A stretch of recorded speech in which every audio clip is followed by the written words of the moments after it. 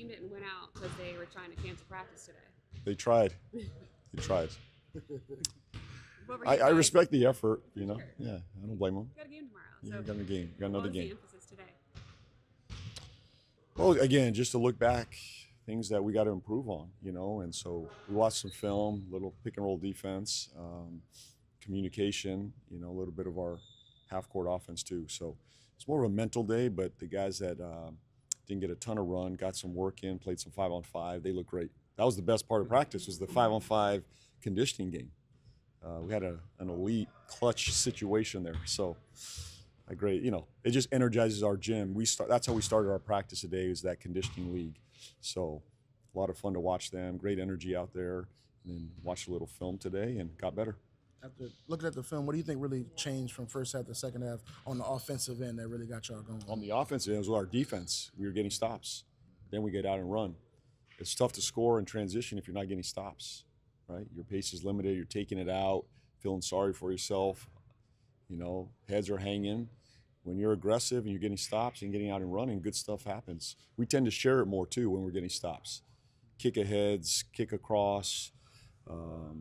You tend to play more as a team when you're getting stops. So I was proud of the group that they responded on the defensive end, led by Herb Jones. And piggybacking off Will's question, it's actually the last 4 games, you guys have been really good in the second half. I think you're outscoring opponents by like 16 points. I swear before all that, obviously things weren't going your way. So can you point to maybe what the switch has been for the group? Halftime speeches? Yeah? Is it? That's all the coach.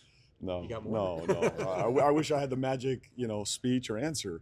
It's just a choice that we come out and we play more aggressive. You know, we kind of, you know, take a punch and then we find our way back, which is a great characteristic to have in a team. You want that resiliency, that toughness. To be an elite team where we want to get to, we want to be more steady, we want to be more consistent, where we're hitting them for 48 minutes and we're not just reacting when we're down 15, 20, 25 points, and then we become the aggressor.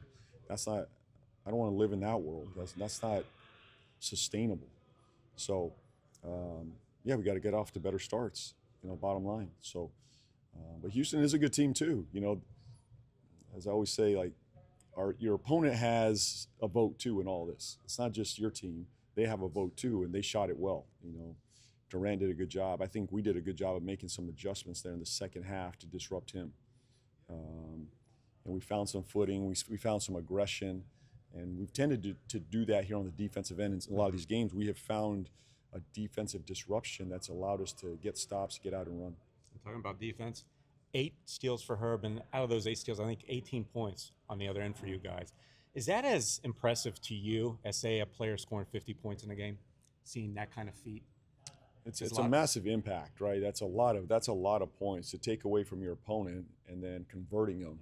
That's a big swing. It's a momentum swing, a massive one. So he was as important to us as Kevin Durant was to them last night, right? I think just having that type of impact defensively, getting steals, converting, you know, really important for us too. We can't just steal the ball. We're trying to convert those into easy points the other way, and we did that. So Herb was phenomenal, and you know, watching the film again, I've seen this movie before. Mm-hmm. It's just great to have him back again and doing this. But 8 steals is elite. That's impressive. We talked a lot about DQ's offense this year, but how much do you kind of enjoy games like last night where he's doing a bunch of the dirty work, hitting the boards, and really making an impact in that way? He needs to. I mean, for us to be a good defense, you know, to be an elite team, you got to have that big guy that's willing to do the dirty work, not just be an offensive skill set guy. And I think you can point to a Sengun and a Jokic type guy that they have figured out what that looks like on the other end. You know, they're gritty, they're tough, they're rebounding, they're in the paint. They may not have the largest vertical, but they're going to challenge stuff at the rim. You know, use their hands, be pesky, and you know, the last play of the game was really reflective of that. You know, Sengun drives it on Sadiq.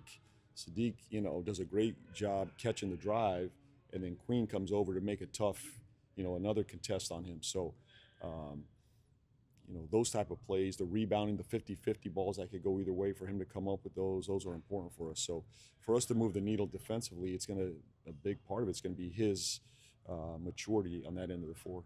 I mean, was there any part of you that kind of foresaw Sadiq having this kind of impact for you guys offensively, having these big games, scoring 20-plus points in a bunch of these games? To start the year? Yeah. No.